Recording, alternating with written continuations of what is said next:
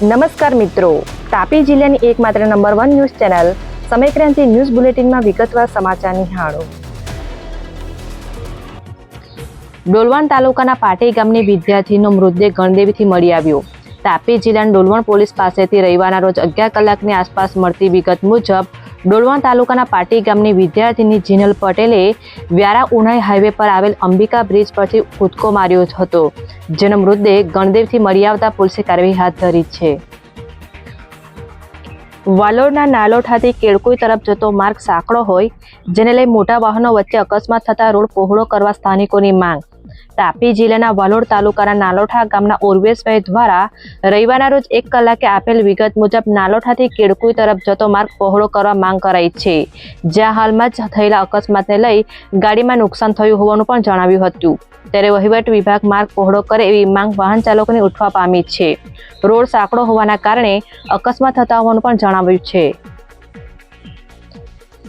વ્યારા શહેરના અંબાજી મંદિરના હોલમાં નિઃશુલ્ક મેડિકલ તેમજ સર્જિકલ કેમ્પનું આયોજન કરવામાં આવ્યું.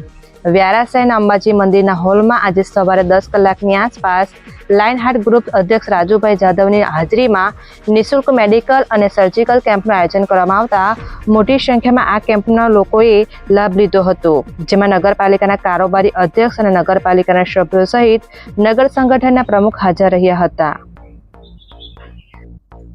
વ્યારા તાલુકાના એક ગામની સગીરાને લગ્નની લાલચ આપી યુવાને સંબંધ બાંધી ગર્ભવતી બનાવતા ફરિયાદ નોંધાઈ.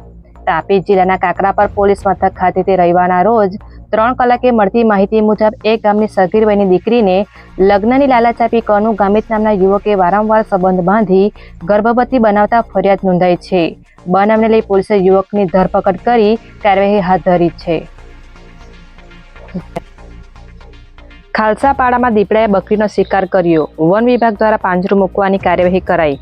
કુકરમુંડા તાલુકાના ખાલસાપાડા ગામના રહીશ શેકરિયાભાઈ વસાવાની દીકરી ગામના અન્ય પશુપાલક સાથે પોતાના ઘરના બકરા ચરાવવા ગયા હતા, ત્યારે દીપડાએ બકરીનો શિકાર કર્યો હતો.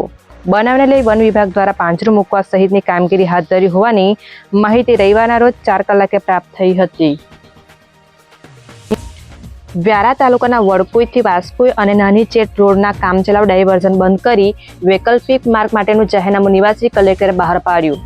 તાપી જિલ્લાના સેવા સદન ખાતેથી 12 કલાકે મળતી માહિતી મુજબ અધિક નિવાસી કલેક્ટરે દ્વારા એક જાહેરનામું બહાર પાડવામાં આવ્યું છે, જેમાં વિવિધ મુદ્દા આવરી લઈ વડકુઈથી વાસકુઈ અને નાની ચેર તરફ જતા રોડ પર વ્યારા તાલુકાના રસ્તા પર લોકલ ગાડી પરના હયાત કોઝવેના સ્થાને માઇનોર બ્રિજ બનાવવાનું કામ શરૂ છે, જેના માટે કામચલાઉ ડાયવર્ઝન ચોમાસામાં ઉપયોગમાં ન લઈ શકાય તેમ હોવાથી આ રસ્તો બંધ કરી વૈકલ્પિક માર્ગ શરૂ કરાતા તેનો ઉપયોગ કરવા અનુરોધ કરાયો છે. વ્યારા તાલુકાના બેડકુવા દૂર ગામની સીમમાં ચા પીવા જતા આધેડને અજાણ્યા વાહન ચાલકે અડફેટે લેતા મોત.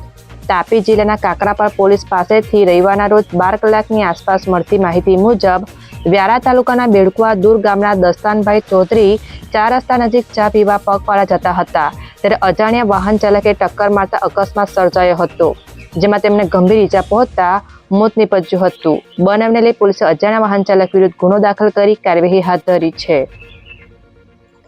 તાપી જિલ્લાના એલસીબી શાખામાં ફરજ બજાવતા પોલીસ કર્મચારીઓને ડાંગ ખાતે ડીજીપીના હસ્તે સન્માનપત્ર એનાયત કરાયું.